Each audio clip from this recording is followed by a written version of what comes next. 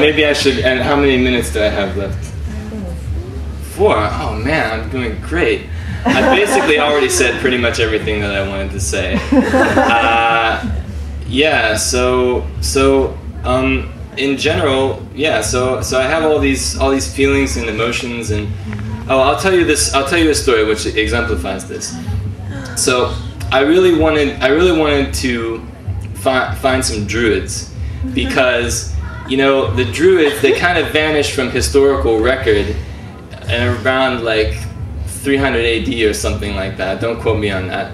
And modern Druidism are trying to sort of like Druidry, trying to sort of pick up the little bits and pieces of that, to my understanding. I'm sure that there are some authentic Druids out there who have kind of an unbroken lineage stretching back into antiquity, but they don't advertise in the yellow pages, so they're kind of tricky to find. And so I emailed these people who were doing a walk around Britain. They were just walking around Britain on foot and like singing and making busking for money and stuff. And I was sure that they would be able to tell me if they had met any like real live Druids, and like kind of hint to me where they were, so I could go and find them and learn from them and stuff. And so I sent them this email, and the guy was really sweet. He really like, yeah, he gave me a very thoughtful response.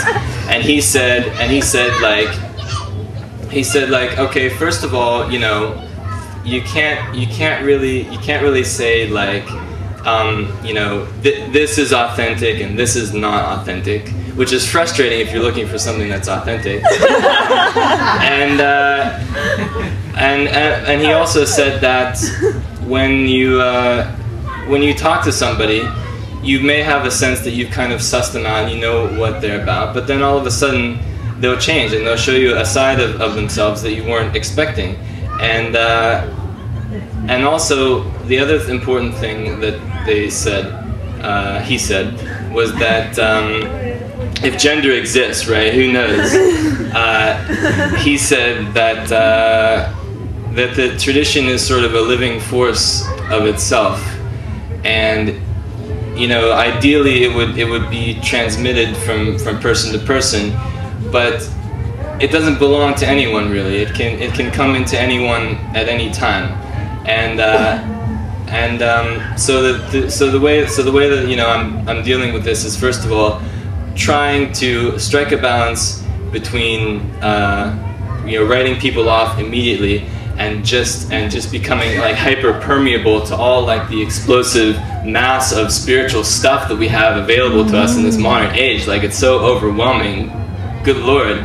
And it's hard to so it's hard to like go around to each individual healer and see which one in the healing area, and see which one you find most intuitive harmony with. And the other thing is that there is no one truth, but there is truth, and it takes multiple forms, and in virtue of it being truth, it cannot be hidden, and it keeps re-emerging. Thank you.